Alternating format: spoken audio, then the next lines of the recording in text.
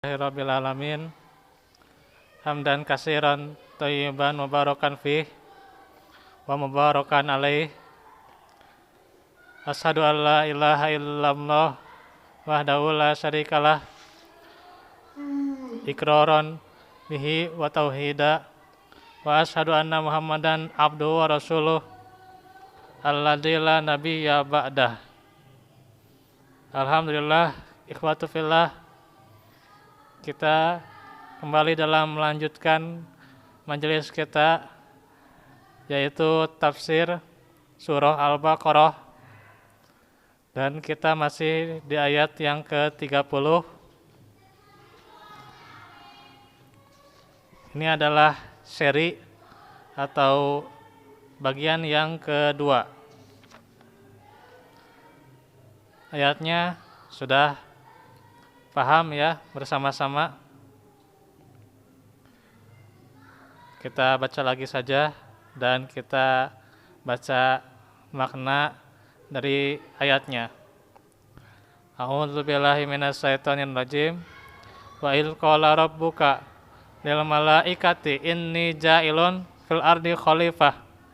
Qalu ataj'alu fiha may yufsidu fiha wa yasfikud dima wa nahnu nusabbihu bihamdika wa nuqaddisu lak qala inni a'lamu ma la ta'lamun. Dan ingatlah ketika Allah berfirman kepada para malaikat, sesungguhnya aku hendak menjadikan seorang khalifah. Kata mereka, malaikat, ataj'alu fiha, apakah engkau akan menjadikan mayyufsidu fiha, yaitu mereka yang merusak, wa yasfikud dima, dan menumpahkan darah, wa nahnu nusabbihu, sedangkan kami selalu bertasbih, bihamdika, dengan menyebut namamu, wa nuqaddisu lak, dan mensucikan namamu. Qala inni, Allah berfirman, a'lamu ma la ta'lamun, aku mengetahui apa yang tidak kamu ketahui. Dan kita telah jelaskan bagaimana makna dari khalifah, bagaimana apa yang diberitahu oleh Syekh tentang khalifah, yaitu makhluk yang akan mengelola bumi dan memberlakukan perintah-perintah Allah di sana, yaitu manusia, di mana sebagiannya akan digantikan oleh yang lain. Dan bagaimana perkiraan malaikat yufsidu fiha wa yasfikud dima, bahwa maksiatnya akan merusak di muka bumi dan menumpahkan darah di sana, yaitu makhluk yang Allah ciptakan ini akan melakukan demikian.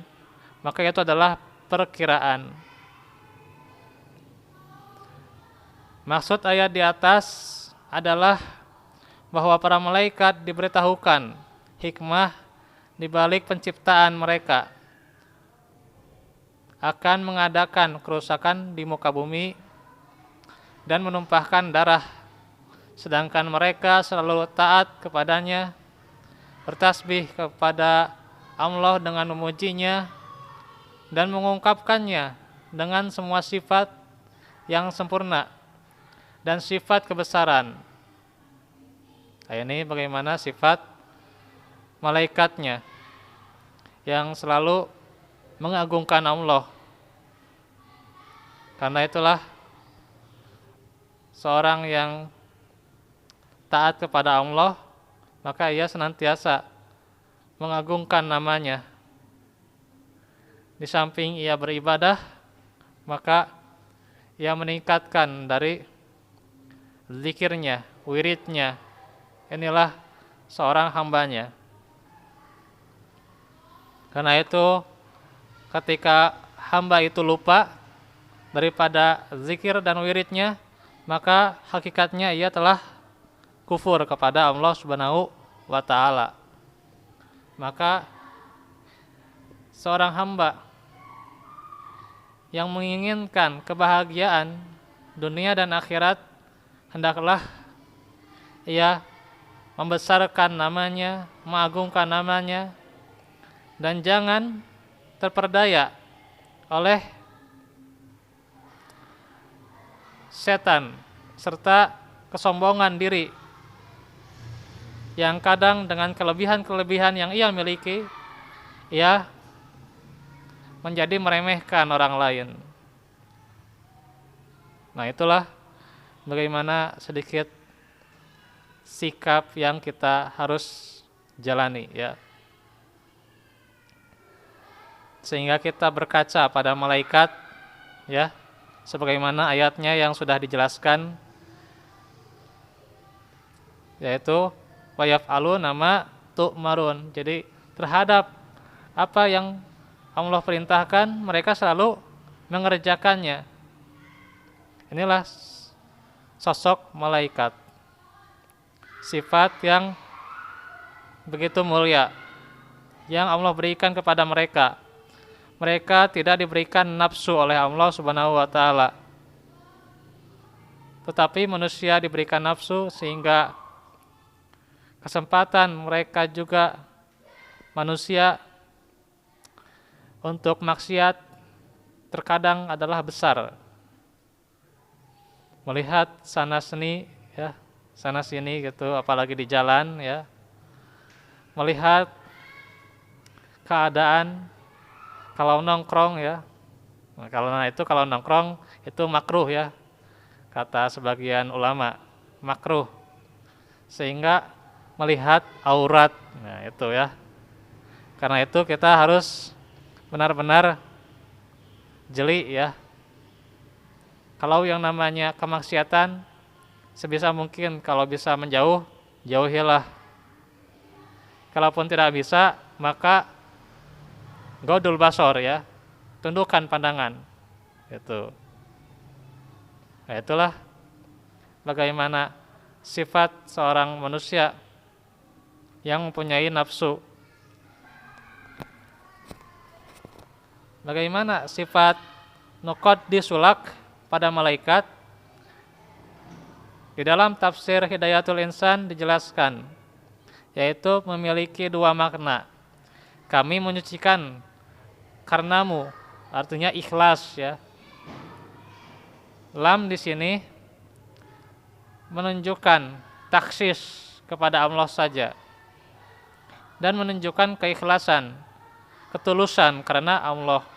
Itulah malaikat yang makhluk ini selalu ikhlas. Yang kedua, kami menyucikan diri kami dari akhlak yang buruk. Karena itu malaikat tidak didapati bagi mereka akhlak yang buruk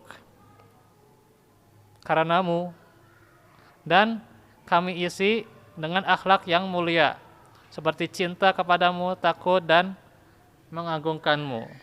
Itulah bagaimana tasbihnya malaikat. Serta mereka selalu memintakan ampunan kepada manusia. Kita-kita yang sedang di majelis ini, itu sedang dimintakan rahmat dan ampunan oleh malaikat. Karena itu janganlah kita lengah, janganlah kita lalai dari majelis. Itulah bagaimana sifat daripada malaikat yang dijelaskan di dalam surah Al-Baqarah ayat 30. Nah, kita akan lihat bagaimana sedikit lagi, ya, yaitu tentang hikmah penciptaan manusia, yaitu berupa hikmah yang dalam pada penciptaan mereka. Karena ucapan para malaikat itu hanyalah sebatas perkiraan, jadi bukan perdebatan atau mempertentangkan, ya, bukan. Karena malaikat adalah makhluk yang taat, suci. Jadi mereka hanya memperkirakan saja. makhluk sebelum manusia, diantaranya jin ya. Yaitu mereka sering merusak dan menumpahkan nyawa terhadap sesama mereka, sehingga malaikat juga punya perkiraan seperti itu. Nah itu ya. Tapi Allah Ta'ala mengetahui yang nampak maupun yang tersembunyi. Jadi yang nampaknya, zahirnya kita tentu tahu, Allah juga Maha mengetahui tentang itu. Tapi yang tersembunyi terkadang kita tidak mengetahuinya. Inilah hikmah yang terkadang manusia tidak menyadarinya ya. Nah itu, ketika misalnya mau berangkat ya, mau berangkat naik kapal ternyata didapati tiketnya penuh ya, udah banyak orang di situ, terus juga sempit, udah gitu bagaimana keadaannya tidak memungkinkan, kapalnya sudah segera melaju, ternyata kapalnya jatuh kecelakaan. Nah, dia yang tidak jadi naik kapal mendapatkan hikmah itu. Kita kadang-kadang selalu mengeluh ya, aduh tos kieu, aduh si ieu mah, si itu mah ya. Dan seterusnya, begini dan begitu, karena wa khuliqal insanu do'ifa, manusia itu makhluk yang lemah. Karena saking lemahnya, bagaimana kadang-kadang suka mengeluh, dikasih kadang tidak berterima kasih, tidak membalas jasa gitu. Atau misalnya ketika ditolong terkadang tidak berterima kasih, justru malah menghujat, mencelakakan dan sebagainya. Nah itulah bagaimana sifat manusia yang sehingga mereka kebanyakan tidak mengetahui hikmah ini. Karena itu seorang muslim yang mempelajari Al-Quran, maka ia harus mengetahui dasar-dasar ini, dan ia terus mendalami dari pelajaran ini. Jangan kosong hatinya ketika ia misalnya membuka saja tidak mau. Nah itu adalah sebuah hal yang membahayakan hidupnya. Padahal buka Al-Quran, 1 ayat 2 ayat itu pahalanya besar. Mau salah mau benarnya itu berpahala. Terbata-bata dia berpahala. Gak usah malu ya. Nah itulah bagaimana manusia terkadang dengan sifat-sifat yang ia membangkang kepada Allah Subhanahu wa taala. Karena itulah bagaimana perkiraan mereka, yaitu para malaikat, yang menunjukkan bahwa bukan berarti mereka tidak setuju. Hanya saja para malaikat ingin tahu bagaimana hikmah dari penciptaan manusia. Inilah tentunya yang akan Allah beritahukan. Karena itulah bahkan kebaikan yang muncul dari mereka lebih banyak, yaitu manusia ya, lebih banyak daripada keburukan. Dengan diciptakannya, mereka dipilihnya, siapa di antara mereka yang menjadi para nabi, para siddiqin, orang-orang yang jujur, orang-orang yang tulus, para syuhada, dan orang-orang solih ya, solihin. Sanes pas soleh hungkul ya. Tapi dia orang-orang yang soleh, benar-benar kesolehannya. Dan agar ayat-ayatnya tampak jelas bagi makhluknya. Sehingga ayat-ayat yang difirmankan Allah ini bisa mereka ketahui dari berbagai hal-hal yang tersirat. Jadi kadang-kadang ada yang tersurat, ada yang tersirat ya. Tersurat, nah, seorang bikin kata-kata ya.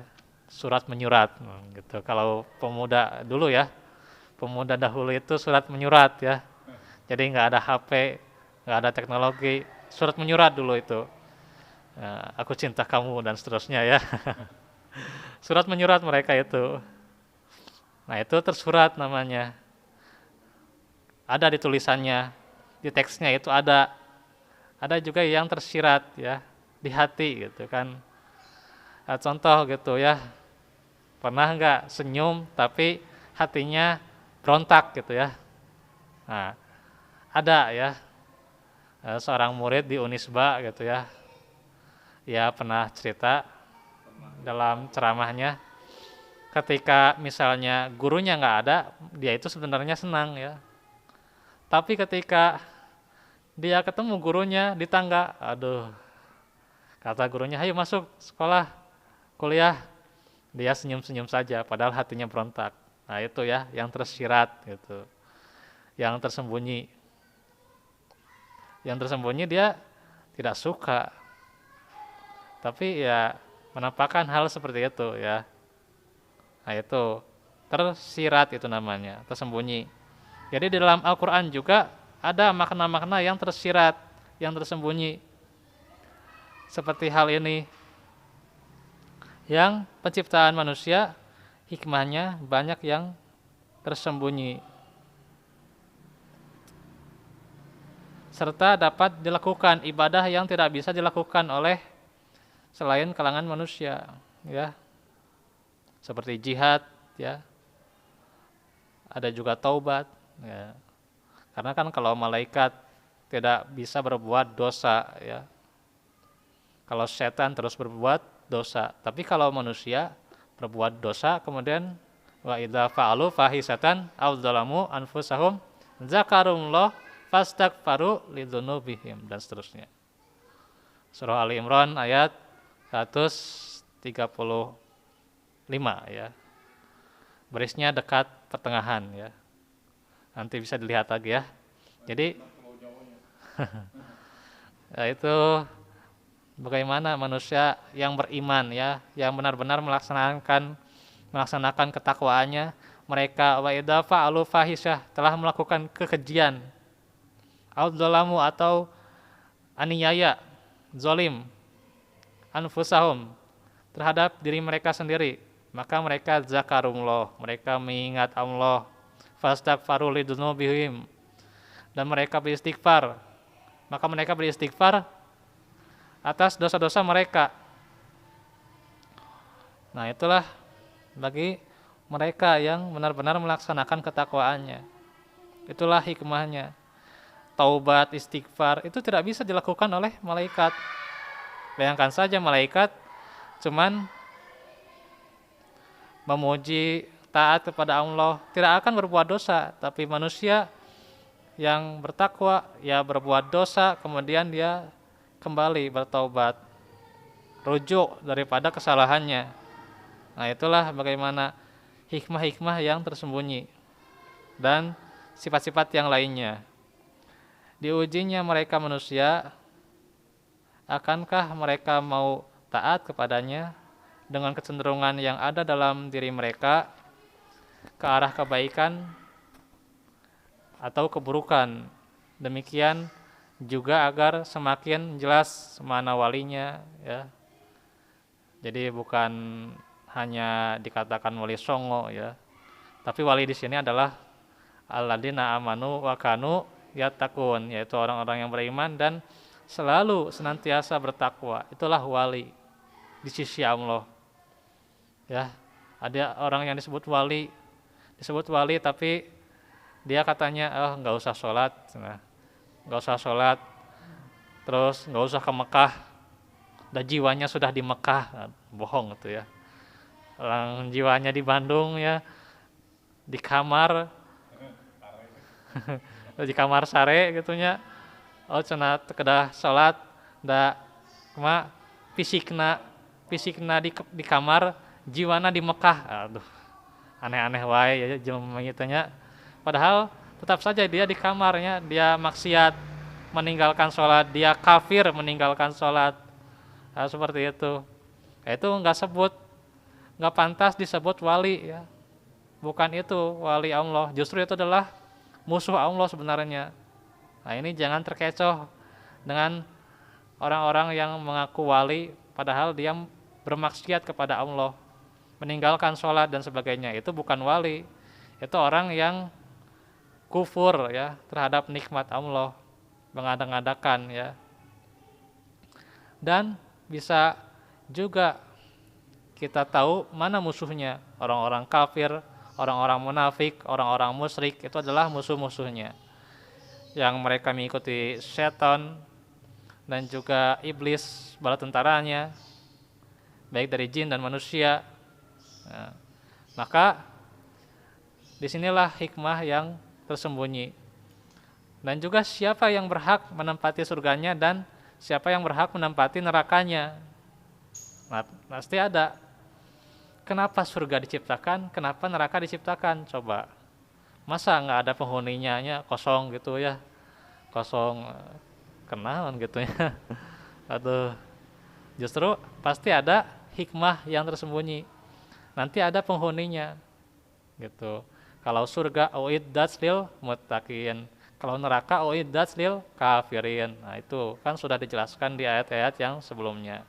Surga itu bagi orang yang bertakwa, neraka bagi orang-orang yang kafir.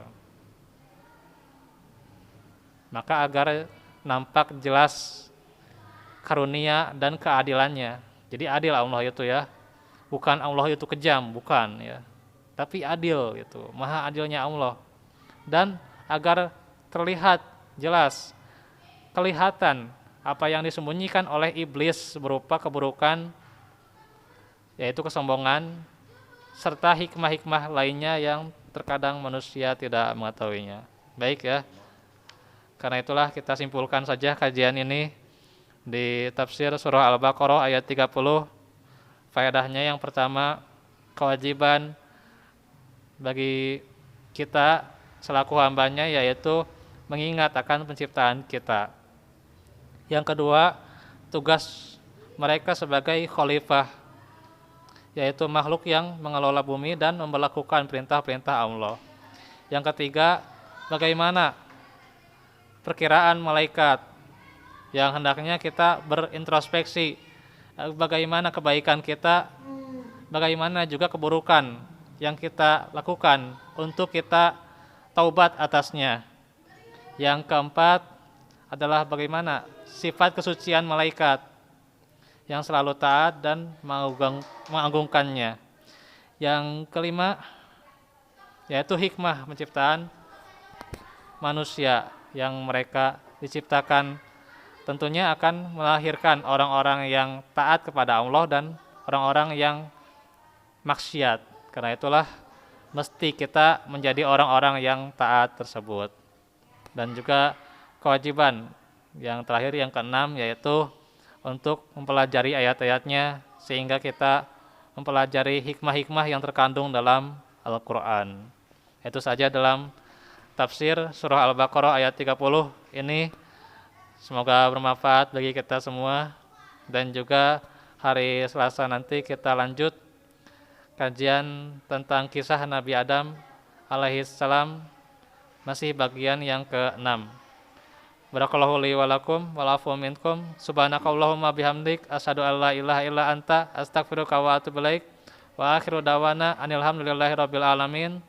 Rabbana atina fid dunya hasanah wa fil akhirati hasanah wa qina adzabannar. Ya, jangan lupa ya. Tentunya buat ikhwatu fillah yang mempunyai anak-anak, ini ada kegiatan rihlah ya.